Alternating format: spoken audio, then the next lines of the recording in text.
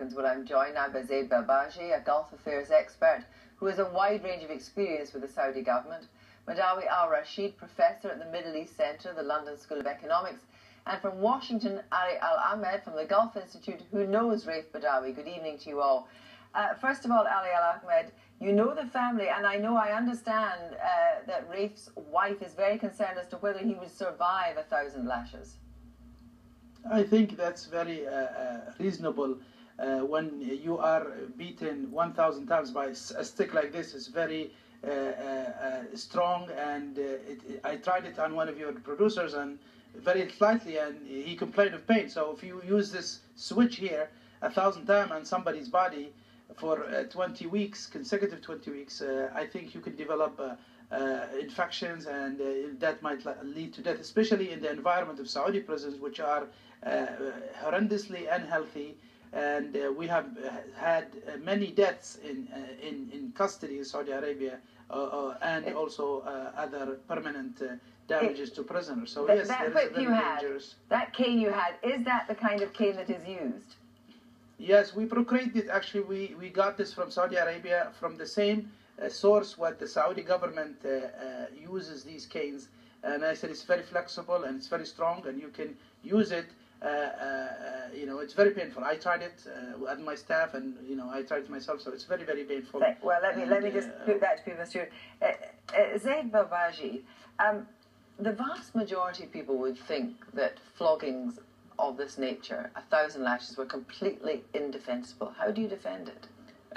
I don't defend it per se, and thank you, Kirsty, for having me here. My comments are with regards to Mr. Badawi in general and his record on the internet. I'm not sure that his views represent those of the majority of Saudis. But before we come on to talk about that, 1,000 lashes is incredibly extreme. It's most unusual, isn't it, for 1,000 lashes?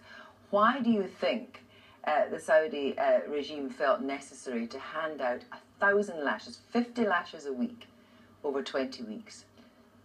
With regards lashes, this is prescribed under Saudi Arabia's legal code, and as you know, Saudi Arabia is a Muslim country, and its legal system is based on the Sharia law. Do you think that the Saudis know or indeed care if people outside Saudi Arabia find this so horrific? I think there are many people in Riyadh who are acutely aware of the implications, and it would be complete folly to think that nothing's going on in terms of back-channel diplomacy vis-a-vis this kind of thing. The West works very close with the Saudi government. Well, we'll go on to talk about what Nick Hopkins was saying was the reasons why perhaps Britain doesn't go even further in condemning it. But Professor al-Rashid, I mean, please tell me, why do you think the Saudi government was so keen to hand out this level of punishment to a blogger? I think the Saudi regime is going through a critical moment. There is a problem over succession. The king is in hospital. It is very unclear who is going to become king soon.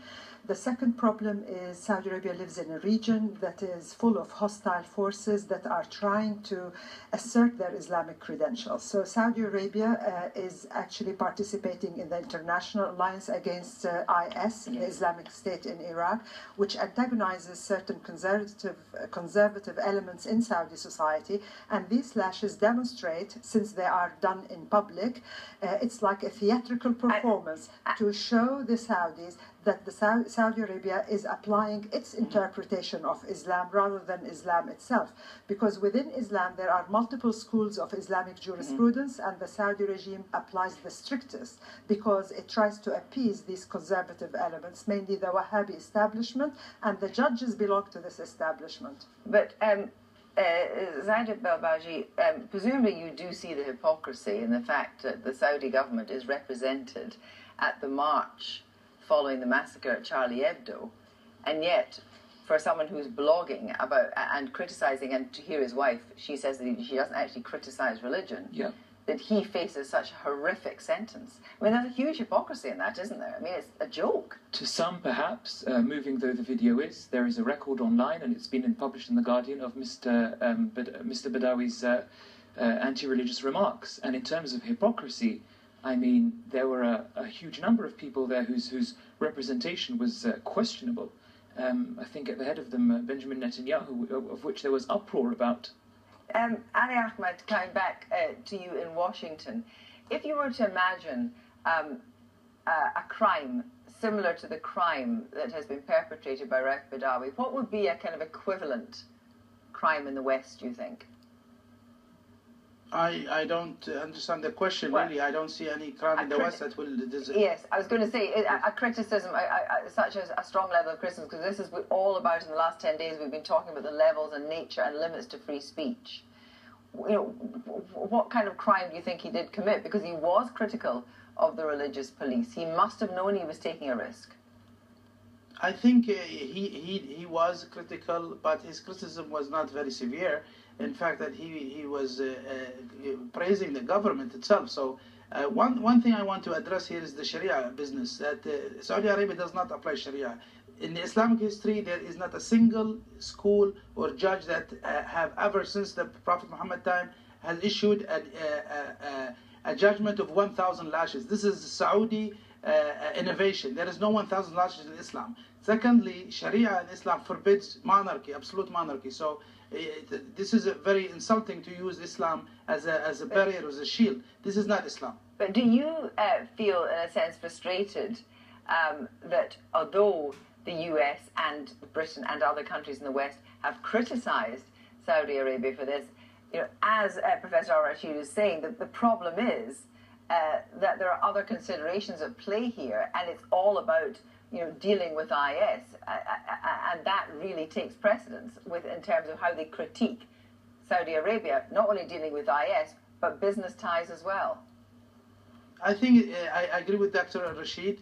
There is a domestic policy here at play for the Saudis. Secondly, regarding to the Western governments, they, before even IS showed up, they had no interest in pressuring the Saudis for human rights. No single Western government has called on Saudi Arabia to become the constitutional monarchy, for example, or to allow women to drive.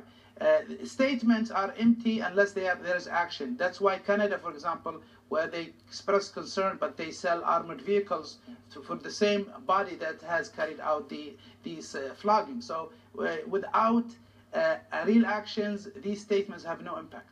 But do you think it's realistic or indeed fair for the West to judge Saudi Arabia by the West standards?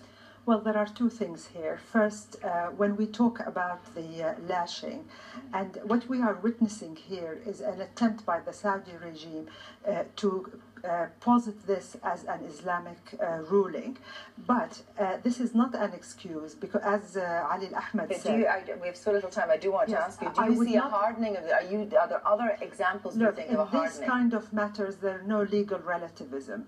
Torturing a prisoner by lashing him is condemned by international law, and therefore to hide behind the veneer of an Islamic or Sharia ruling is not actually accurate, because in Islam itself this kind of judgment, this kind of punishment has never been practiced throughout Islamic history. 1,000 lashes is excessive, and it hasn't been done before, and therefore we have to ask ourselves, why is the Saudi regime going through that road?